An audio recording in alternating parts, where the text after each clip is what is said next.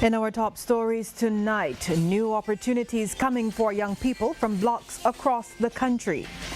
Top officials discuss the impact of climate change on health. Government saves millions after the BWA renegotiates with a supplier.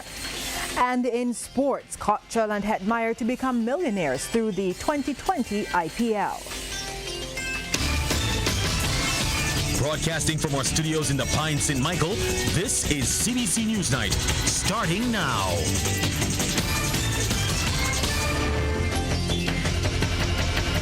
Very good evening to you. I'm Lisa Broom. Thanks for joining us. In our top story, the first steps were taken today to empower young people from well-known blocks in communities across the island. Ryan Broom tells us it all has to do with the launch of the Building Blocks initiative. Speaking to members of the media just after breaking ground for his Building Blocks project at Silver Hill Christchurch, Youth Minister Adrian Ford says government will be making more opportunities available for young people to advance themselves and receive the necessary skills and training to become entrepreneurs, or as he calls them, blockpreneurs. The Silver Hills site is just the first of what is intended to be many sites around the island where the project will be established, as some 6 kiosks will be built in that area starting in the new year with a projected completion time of 6 months. Now, Minister Ford says the aim is to empower young people in communities where the help is needed most. It has been a long exercise, but we say to these youngsters, give us a chance to work with you. They went through their training, which would have been a 6 weeks exercise, training in life skills, training in the entrepreneurship. And I want to thank the department of the YES, which is the Youth Entrepreneurship Scheme, certainly for encouraging and being there supportively in providing that program in life skills, where these youngsters, and they call them blockpreneurs, with a sense of pride and ownership, because they must have a tangible stake in what goes on in Barbados. Minister Ford adds that artisans from each community where the Building Blocks project takes root will also be enlisted to help construct the kiosks, which will vary in number from community to community as the need indicates. Meanwhile, Permanent Secretary in the Ministry of Youth and Community Empowerment, Yolande Howard, says other communities being included in the first phase include Bonnets in Britons Hill, Parkinson Field in the Pine and the Ivy, and ultimately across the entire island.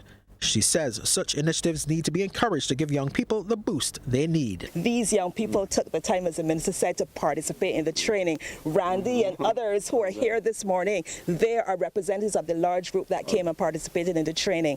And if they can make that first step, we need to all help them. All of you, including the media houses who are here, we all need to help them in that developmental path. During the groundbreaking ceremony, social commentator and radio talk show host Corey Worrell, who is also a new author of a book entitled Letters to the Nation, made a presentation to 2 of the participants in the project. When you think of building blocks, you could think about even just using the word block as, many blocks make up a house. So part of that building block for your entrepreneurship, you can meet some boulders, you can meet some challenges.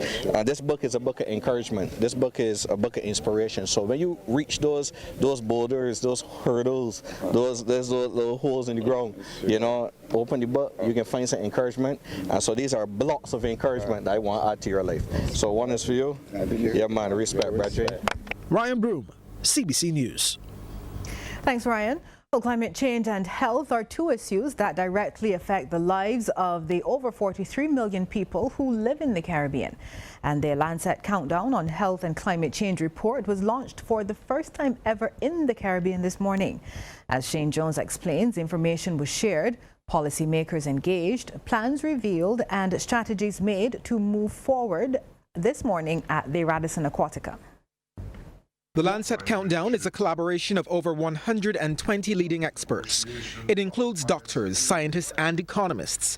Through communication, outreach, and research, they monitor the interaction between climate change and health. Commenting on the 2019 report, Executive Director of Lancet Countdown, Dr. Nick Watts, says there are some issues unique to the Caribbean that need to be better understood. He says the negative and far-reaching effects of climate change scare him. It scares me because of the impact that has on kids under the age of 6 months old, what malnutrition does, and the permanent cognitive effects, the permanent cardiovascular, gastrointestinal effects that stay with them through their entire life. And the fact that we have seen, just up to present day, a 4% decline in global yield potential for the major crops that we track: rice, maize, spring wheat, and winter wheat. As you track that child through to age 5, we know that kids under the age of 5, they are among the most susceptible to the sequelae, to the health consequences of dengue fever. And we know that 9 out of the 10 most suitable years globally for the transmission of dengue occurred in the last 20 years. Minister of Health and Wellness Lieutenant Colonel Jeffrey Bostic believes climate change is one of the most important issues facing Barbados. Threats to health from a warmer world means more disease, famine, internal and external displacement of people, early death from natural disasters such as fire and heat waves, and more major mental health problems. If we do not act swiftly and appropriately, everyone will be affected. What is heart-wrenching is the fact that the most vulnerable, that is the children, the elderly, the ill, and the poor, will be the ones most severely affected. Experts have predicted that by the end of the 21st century, sea levels will rise by 1 or 2 meters.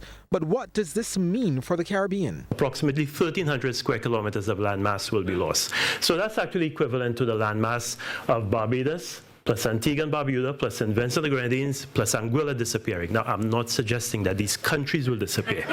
I'm saying that a landmass around the Caribbean equivalent to the landmass occupied by these countries will disappear. Over 110,000 people will be displaced. So that's the equivalent of the population of Grenada having to find a new place to live, having to move inland. 149 tourism resorts damaged. Why? Because we believe that part of the Caribbean tourist experience is for the tourists to walk out of their room, curl their toes in the sand, and walk straight into the ocean. Well, there's a price we'll pay for that. The Healthy Caribbean Coalition has agreed to jointly strategize on the response to climate change and NCDs. Shane Jones, CBC News.